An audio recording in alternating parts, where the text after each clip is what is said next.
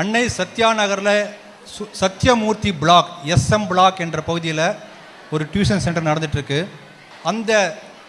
அந்த சென்டரை சேர்ந்த அந்த மாணவர்கள் என்ன பண்ண போகிறாங்கன்னா, யக்ஷ பிரஷ்னம் கேள்வி பதில், அந்த கேள்வி பதில் மூலமாக ஒரு உயர்ந்த தத்துவ கருத்துக்களை போதிக்கக்கூடிய மகாபாரதத்துடைய ஒரு பகுதி தான் யக்ஷ பிரஷ்னம். அதை நடத்தி காட்டப் போகிறார்கள். என் பெயர் பாத்ல கிரீஷ். இங்கு வந்திருக்கும் குழந்தைகள், மாணவர்கள், பெற்றோர்களுக்கு என் முத்தான முதன்கண் வணக்கத்தை தெரிவித்துக் கொள்கிறேன். SM block Ananya tuition centre மத்திய வகுப்பில் நான் படிக்கிறேன். என் ஆசிரியரின் பெயர் கோபிகா. எனக்கு நாடகத்தில் நடிப்பது என்றால் மிகவும் பிடிக்கும். இந்த நாடகத்தின் பெயர் யக்ஷ பிரசனம். இதற்கு வாய்ப்பளித்த அனன்யா ஃபவுண்டேஷனுக்கு எனது மனமார்ந்த நன்றிகளை தெரிவித்துக் கொள்கிறேன். அனைவருக்கும் தாகமாக இருக்கிறது. நகுலா, செல், அனைவருக்கும் தண்ணீர் கொண்டு வா. சரி அண்ணா.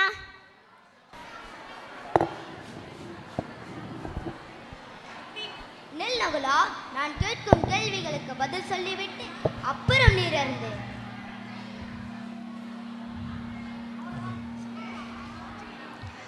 சகாதேவா, இவ்வளவு நேரமாகிறது நகுலன் வருவதற்கு. அவனுக்கு என்ன ஆயிற்றென்று பார்த்து வா. அனைவருக்கும் தண்ணீரும் கொண்டு வா. சரி அண்ணா.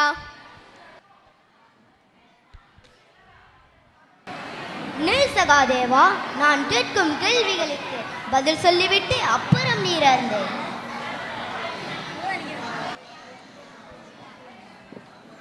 அர்ஜுனா, நகுலனுக்கும் சகாதேவனுக்கும் என்ன ஆயிற்றென்று தெரியவில்லை. நீ போய் பார்த்து வா.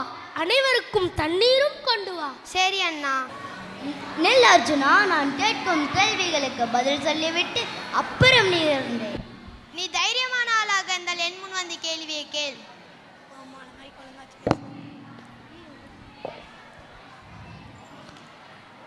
பீமா, நகுலனுக்கும் சகாதேவனுக்கும் என்ன ஆயிற்றென்று பார்த்து வா. அனைவருக்கும் தண்ணீரும் கொண்டு வா. சரி அண்ணா. என்ன ஆயிற்று? இவர்களை ராட்சசன் நான் கொன்றிருப்பான். முதலில் தண்ணியை குடித்துவிட்டு ஒரு கை பார்க்கிறேன்.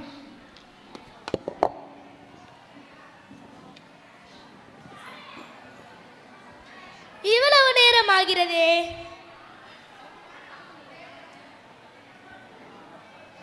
என்னது இது? இவர்கள் இப்படி இறந்து கிடக்கிறார்கள். இவர்கள் உடம்பில் எந்த காயமும் இல்லையே. யார் இவர்களை கொன்றிருப்பார்கள்? கண்டிப்பாக ஏதாவது ஒரு ராட்சசன் தான் கொன்றிருப்பான் என்று நினைக்கிறேன். தண்ணியை குடித்துவிட்டு எங்கிருக்கிறான் என்று பார்த்து அவனை வதம் செய்கிறேன். நெல் தர்மா, நான் கேட்கும் கேள்விகளுக்கு நீயாவது பதில் சொல். இல்லை என்றால் உன் தம்பிகளை மாதிரி நீயும் இறந்து விடுவாய். எங்கிருந்து இந்த குரல் வருகிறது? கேளுன் கேள்வியை. இந்த மண்ணை விட மிக முக்கியமானது. ஈன்றெடுத்த தாய். சொர்க்கத்தை விட உயர்வானது ஒருவரின் தந்தை. எதனால் ஒருவன் கற்றவனாகிறான்? கல்வியினாலே ஒருவன் கற்றவனாகிறான். சிறந்த அறம் எது? அகிம்சை அறம். மனிதனின் சுகம் எதன் மூலமாக நிலை பெறுகிறது? சத்தியத்தை காப்பாற்றுவதன் மூலமாக. காற்றை விட வேகமானது எது? மனம், உடம்பும் உடுப்பும் தூய்மையாக இருந்தால் எந்த பயனும் இல்லை. மனதில் அழுக்குப்படியாமல் நன்றாக தேய்த்து கழுவிக்கொண்டே இருக்க வேண்டும். ஸ்வர்க்கத்தன்மை எதன் மூலம் நிலை பெறுகிறது? சத்தியத்தை காப்பாற்றுவதன் மூலமாக. எதை விடுவதன் மூலம் மனிதன் துன்பத்தை தவிர்க்கிறான்? கோபத்தை விட்ட மனிதனுக்கு துன்பம் நேராது. புகழ் எதில் நிலை பெற்று இருக்கிறது? ஒரு மனிதன் செய்யும் தானத்தினால் தான் புகழ் நிலை பெறுகிறது. பாராட்டத்தக்க காரியங்களில் அனைத்திலும் எது சிறந்தது? செயல்திறனே பாராட்டத்தக்க காரியங்கள் அனைத்திலும் சிறந்தது. யாரோடு ஏற்படும் நட்பு குறையாமல் இருக்கும்? நல்லோர் நட்பு. செல்வத்தில் உத்தமமானது எது? அனுபவசாலிகளான பெரியோர்கள் மூலம் மருந்து பெறும் சாஸ்திர ஞானம். மனிதன் எதை விட்டால் சுகமுள்ளவனாக இருப்பான்? பேராசை.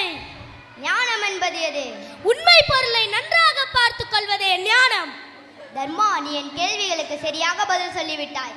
அதனால் உன் தம்பிகளுள் யாரையாவது ஒருவரை கேள். நான் அவரை உயிர்ப்பித்து தருகிறேன். என் தம்பியான நகுலனை உயிர்ப்பித்து தாருங்கள். நகுலனை விட உனக்கு பீமனை தானே ரொம்ப பிடிக்கும். அர்ஜுனன் உனக்கு உறுதுணையாக இருப்பான். இவர்களை கேட்காமல் ஏன் நகுலனை கேட்கிறாய்? என் தந்தையாருக்கு 2 மனைவிகள். ஒருவர் குந்தி தேவி, இன்னொருவர் மாதிரி தேவி. குந்தையாருக்கு நான் மகனாக இருக்கிறேன். மாத்திரையாருக்கு யாரும் இல்லை. அதனால்தான் நகுலனை தேர்ந்தெடுத்தேன். தர்மா, நீ இவ்வளவு தியாகத்தோடு நடந்து கொள்வதால் நான் உனது தம்பிகள் அனைவரையும் உயிர்ப்பித்து தருகிறேன்.